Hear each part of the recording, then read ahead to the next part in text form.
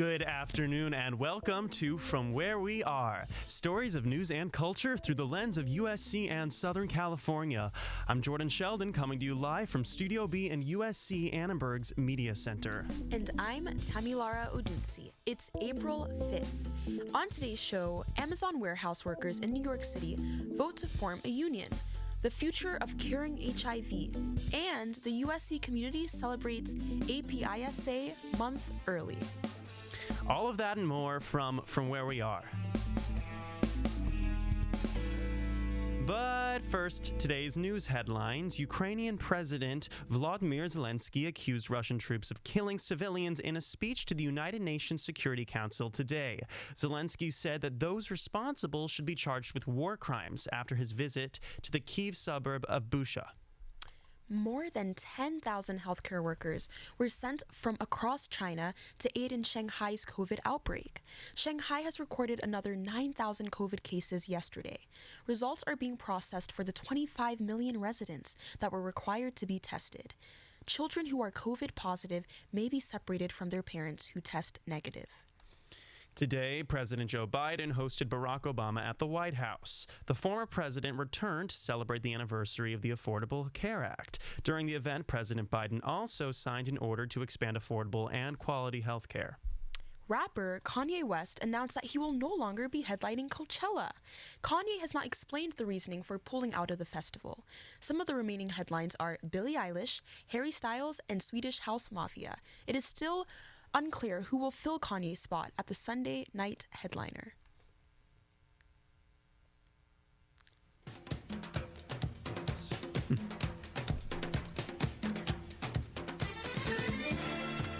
For the first time, last Friday, Amazon workers have voted in favor of unionizing with Amazon Labor Union, a grassroots labor organization of current and previous Amazon workers.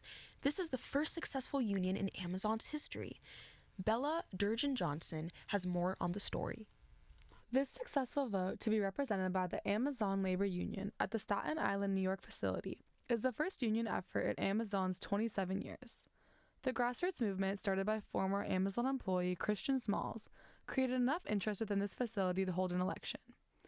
The election was met by Amazon with an anti-union campaign, including group meetings, texts, and signage.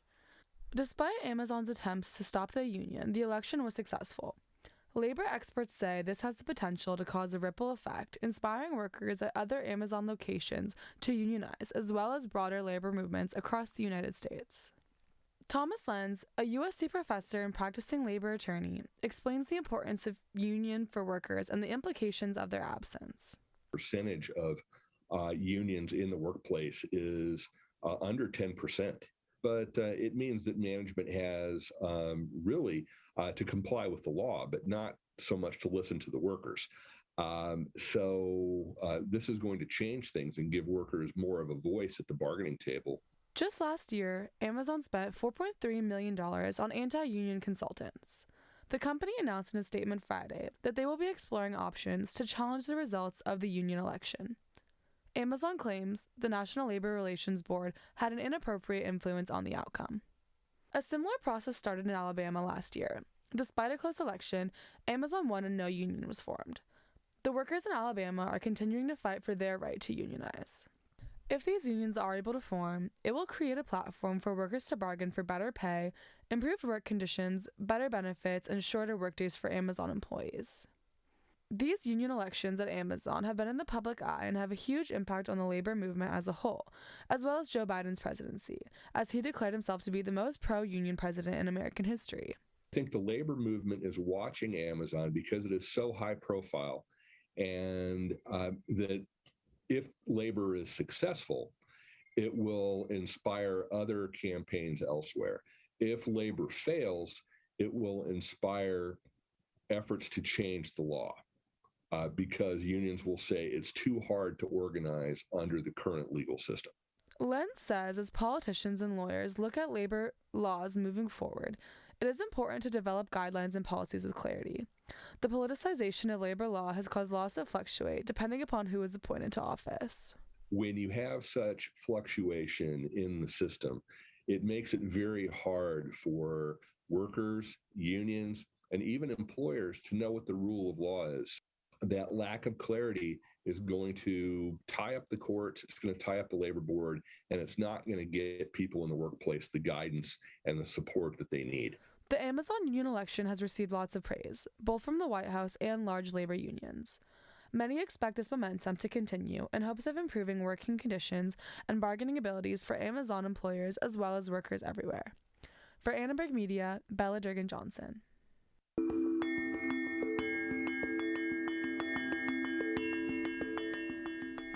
The past few months have brought new developments in the treatment and prevention of HIV. Moderna, one of the companies that developed the COVID vaccine, now has an HIV vaccine in human trials. The other big news is that the FDA recently approved a long-acting injectable version of HIV treatment medication. And recently, a woman was cured of HIV, only the third person in history to be cured of the disease. Thalia Halloran has taken a look at what these changes might mean for clinics and patients.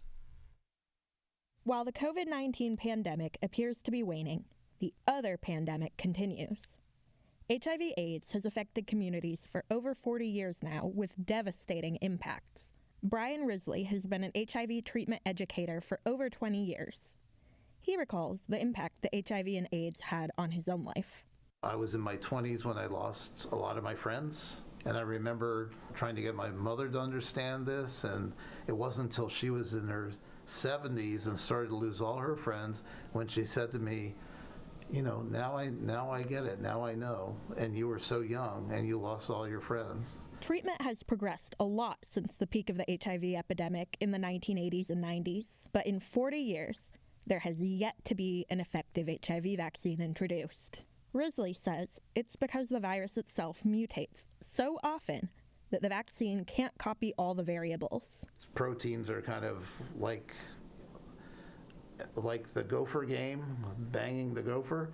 These proteins are showing up as a flag and then they're disappearing and they're showing up. So you can't get one fixed moment with HIV. These whack-a-mole proteins mean that our bodies continually have to produce different antibodies to attack the virus, even as it infects and destroys the very cells responsible for fighting viruses. Public health researcher Dr. Jeffrey Klausner says a vaccine may never be viable. He also isn't too optimistic about the latest cures. 3 cures, 80 million deaths, so clearly the virus is winning. Klausner says the key to fighting HIV is making prevention broadly accessible, whether that's a vaccine down the line or something we already have, like condoms. We need to, make tools available the same way we have guardrails on the highways. Klausner spent time working on HIV prevention in South Africa. He says attitudes toward prevention there make a big difference. They have, paper towels. If they have toilet paper, they have condoms. But condoms aren't the only form of prevention we have available. I'll let HIV pharmacist Dr. Carla Blyden explain another. PrEP is pre-exposure prophylaxis, so it's a medication you can take to actually prevent transmission of HIV to yourself. People who are at risk for HIV face an uphill battle when it comes to staying on their medications. And sometimes the barriers are as simple as I'm forgetting to take my medication, and sometimes the barrier is I live with people who don't know my HIV status, and so I have to hide my medication, or there was a problem with my insurance, and so they weren't covered. When you finally get one of those patients and take their meds, it's like you want to throw a party. Doctors, nurses, and pharmacists aren't the only ones helping people with HIV to meet their needs. Janelle LaRue runs a program that distributes groceries to people with HIV struggling with food insecurity. To me, nutrition is a life-saving treatment. LaRue showed me the contents of a typical grocery bag that her program distributes to clients. This is the kitchenless bag, specifically designed to make food accessible for unhoused people. So everything either has a pop top, no can opener necessary, but it still has vitamin A, the green, starchy stuff, dates, there's cereal. LaRue says her program saves clients around $100 a week. For some people, these savings mean they can keep up with rent, they can take their medications more consistently. With their other needs met, patients can focus on recovery. For Annenberg Media, I'm Thalia Halloran.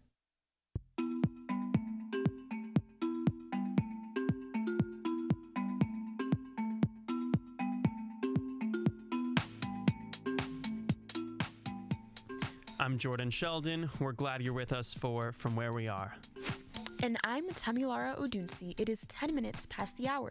Coming up, the Asian community on campus shares stories of growing up in America, and we talk to a USC student about his award-winning history podcast. Stay with us.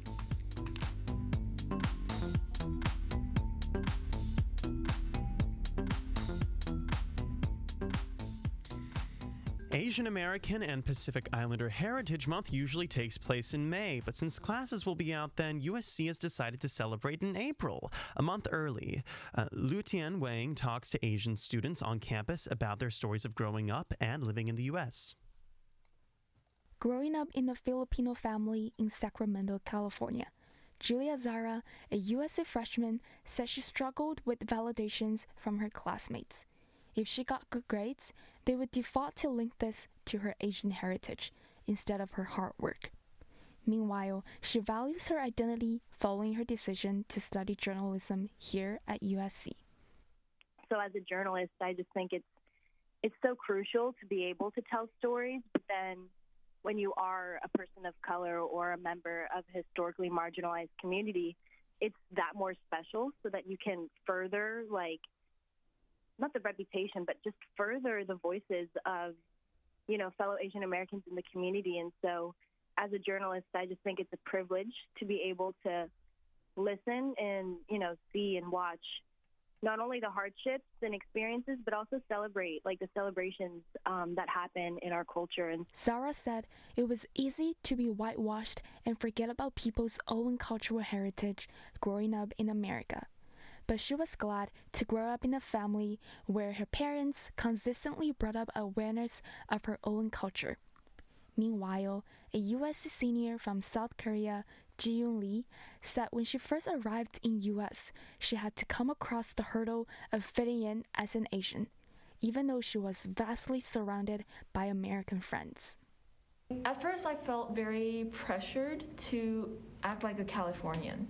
Act as if I'm also from where other people are from. So the way I talk, the way I react would be very fake a lot of the times, for real. And being bilingual was a big part in this because I don't react the way people who speak English as native speakers react to different things. Like when I'm surprised, I don't say, "Oh my God," I say Korean terms naturally. According to President Carol Folt, about 40% of the USC community self-identify as Asian and Pacific Island American or Pacific Island descent.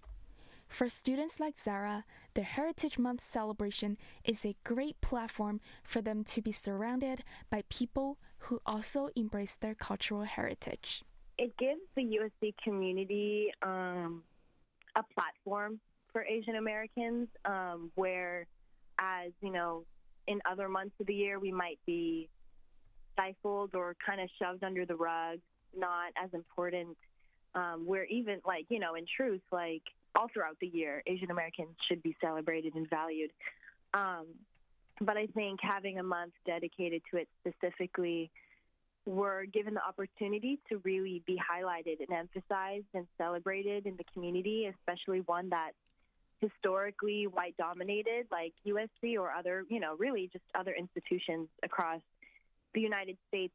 Tintin Yen, a third-year postdoctor in physics and astronomy who has been living in the U.S. for 12 years, said she truly believes that the AAPI, APISA Heritage Month, elevates the entire community. And at first, I was doubt about how those culture related activities would change or would make change of anything, but I think I can see the trend. USC has decided to celebrate APISA Heritage Month a month earlier before students shift to finals and commencement in May. To support our community, check out more related events on USC event website and more stories on Elevation. For Annenberg Media, I'm Lutian Wen.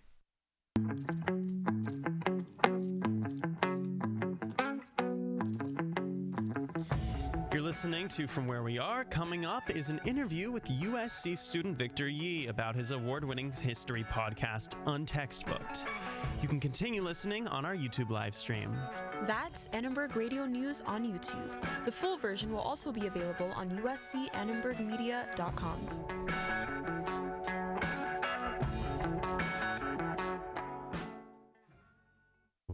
It is my honor to welcome to Annenberg Studio B, soon to be inaugurated in 3 hours, USG Senator 2022, Marshall Entertainment Association Vice President of Programming, Spark SC board member, and founder and creator and podcaster of the award-winning podcast Untextbook, which is now in its 3rd season production. Victor Yi, welcome. Thank you for having me, Jordan. It's a pleasure to be here. It's such a pleasure. And for those who don't know, can you tell us a little bit, give us the brief synopsis of Untextbooked? Of course. Well, Untextbook was born in 2020. I am a freshman on campus, but I did take a gap year last year. And in 2020, there was a lot of intersections between social movements, democracy, 2020 election. And I also loved history in a way in which wasn't being taught in the right manner that I thought it was going to be in the history classroom experience. A lot of students found it to be really boring, irrelevant, unable to find their connection or relatability to different particular topics. I know, I can relate to that. I know. I couldn't see myself in any of the textbooks, to be honest. But, that was where the podcast was born, as a way to make media intersect with young people so that they can actually have a voice in storytelling and cultural narratives about what America was really about. Wow. And so what are some of the ways that Untextbook approaches these more unconventional methods of telling historical stories? Of course. So every season we do have 15 episodes, although as the seasons go by, we are able to add a little bit more with our financial means. But every episode is actually dealt with a different young person. So actually, the first season, we were able to have 15 young people from across America of all different backgrounds. So we have Native American, we have French American, we have Vietnamese refugee, different young people from the ages of 14 to 21 that choose a history topic of their own choice, actually get to choose a book from that history topic, and then interview the author and historian directly for an intergenerational conversation from an expert's point of view to a young person. So we have 15 different episodes about different topics, from why obesity is so common in America, and then actually reading the book of the expert that basically exposed Coca-Cola and the FDA's partnership, all the way to talking about the American dream and what it looks like for immigrants and child of immigrants, interviewing a 4-star Army general. So different particular topics and authors, but I think that through the different cultural backgrounds of various individuals and their passions and interests, that we were able to capture a more general collectivist view of what America actually looks like through the diverse makeup of interests, passions, explorations of geographic areas, and also the people as well. Wow, that is truly incredible, and I love how you emphasize that you can see a lot in history. A lot of times it's told from one narrative, and adding that cultural aspect and being able to have people actually relate and understand, the history and see themselves in that history. Totally. And you're being a part of that movement, and that's incredible. I appreciate it. I mean, definitely a lot of it comes from the fact that I didn't even know a lot of these things happened, and it only happens when you uncover history through the interviewing and the really digging part really deeply into particular scopes of history that are not taught in the textbook. And that digging deep does not go unrecognized. Untextbook has won many awards, including Apple New and Noteworthy Top 5, Spotify Next Wave Podcast Top Charts. It's currently downloaded in 95 countries, and they recently established a formal partnership with Penguin Random House Publishing. Goodness, yeah, it's definitely been a long way to go. It's 2 years in the making, I would say, but we always have a lot of, I think we think in the mindset of just, whatever's next is best. I mean, it started off as a scrappy podcast, really as scrappy as a microphone app on Apple phones. But I think, we all got to start somewhere. I know, exactly. Yeah, that's the way to go. But I think, honestly, I've been truly grateful for all of these experiences. And I hope that, this continues to spark more curiosity, more conversations within classrooms and for young people as well. Thank you for coming on. It's been a pleasure having you. Thank you Have so a great much. day. You too as well. Thank you so much.